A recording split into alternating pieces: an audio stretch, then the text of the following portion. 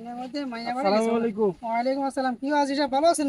সব ভালো আছেন নি? আলহামদুলিল্লাহ, ইনশাআল্লাহ নগদ আল্লাহর রহমতে আছি ভালো। কি অবস্থা আপনার? আছি আল্লাহর রহমতে নগদ।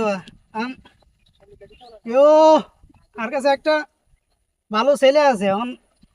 এরকম কোনো ভালো একটা মেয়ে আসেনি, নিউজ দিতে পারবেন নি? মেয়ে তো আর ঘরে অজ্ঞা আছে, আচ্ছা। বিয়ে সাথে তো দেওয়ার লাগবো। কথা কিন্তু একটা নাসা হাঁকি দি, কি কর না চাই? মুক্তিযুদ্ধ কোটা মোটা আছে।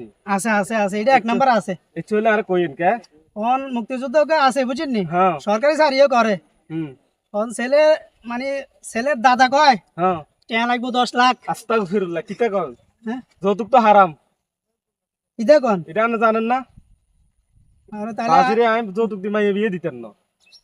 আচ্ছা তখন কিতা করতাম সেটা কন? হ্যাঁ, আপনি হেতা করে কইবেন যৌতুক টৌতুক দিতে ইতো না, তবে কাবিন হবো 8 লাখ। 8 লাখ টাকা কাবিনে বগে? হ্যাঁ, 8 লাখ কাবিন হবো, ওই দিন। আচ্ছা তাহলে ছেলে দাদার লাগো কথা কই আমরা আচ্ছা, জানাবো। ঠিক আছে ঠিক আছে, আমরা জানাইন তো। আচ্ছা, আসসালামু আলাইকুম। ওয়ালাইকুম আসসালাম। বাবুরে দুনিয়া কি অরাজক শুরু হয়ে গেল নি? আসসালামু আলাইকুম। ওয়ালাইকুম আসসালাম। কি অবস্থা ঘটক সাহেব? আলহামদুলিল্লাহ, আছেন নি ভালো? আলহামদুলিল্লাহ। অন্য কি নাতিলে কি চাইছেন নি? ইয়ো কথা একখান তো কইতে চাইছিলাম। কি আও? এক আজিবাই গেছি বুঝছেন? হ্যাঁ বললাম যে এ ব্যাপার একটা ভালো মেয়ে চাইর আর কাছে একটা ভালো ছেলে আছে। হ্যাঁ অন কইলো যে ছেলে কিরকম চান জিজ্ঞালাম। ওই কইলো যে মুক্তিযোদ্ধা কোটার ইয়াতে চাইতে আছে। আরে বুঝছেন না অনাকে কিতা করে? বাবুরে, আমি তো আনেরে কইছি আমার নাতি হইছে মুক্তিযুদ্ধের নাতি। আচ্ছা আচ্ছা ইয়ার পরে এর কিন্তু আমার কোটাতে, মানে আমি তো মুক্তিযুদ্ধ করছি, ঠিক আছে নি? জি, জি। আমার কোটাতে এর কিন্তু চাকরি হয়ে গেছে, আচ্ছা। এখন সরকারি চাকরি করে, ঠিক আছে নি? ছেলে চাই বাউরে সারে আঙ্কা দাঁতে সিঁড়ি মা গো, এত তো বুয়া বাপ দাদা কিতা রে? এখন মেন কথা হলো বাবুরে, আচ্ছা আজি সাহেব কিতা কইছ শুনুন না।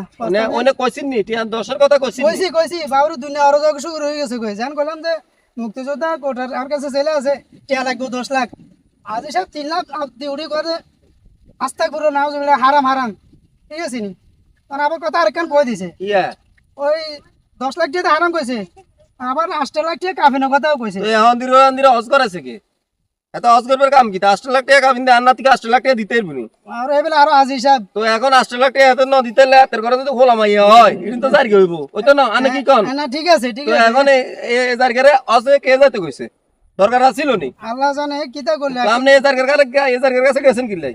সামনে উড়ে গেছে কিতা করতাম তো বর্তমান সমাজে না দেখছি নি বিয়া যে সময় মাইয়ের বিয়ে দিতে যায় কয় বাপুরে আমি তো হাজি সাহেব, যে আর মাইয়ের বিয়ে দিতে 10 লাখ টাকা লাগবো, আইবো। ঠিক আছে নি? কি কাবিন কাবিন। আর যদি হোলা যদি যৌতুক চাই যদি 2-4 লাখ টাকা কয় কি বাবুরা হারাম হারাম। তো এত টাকা কাবিন কিতে হারাম না? হারাম এত টাকা কাবিন হারাম নি? হারাম। তো এই জায়গা কো মায়েরা এনে অবিবাহিত থাক, বাপুরে আন্নাতির অন্য এনে চান, ঠিক আছে নি?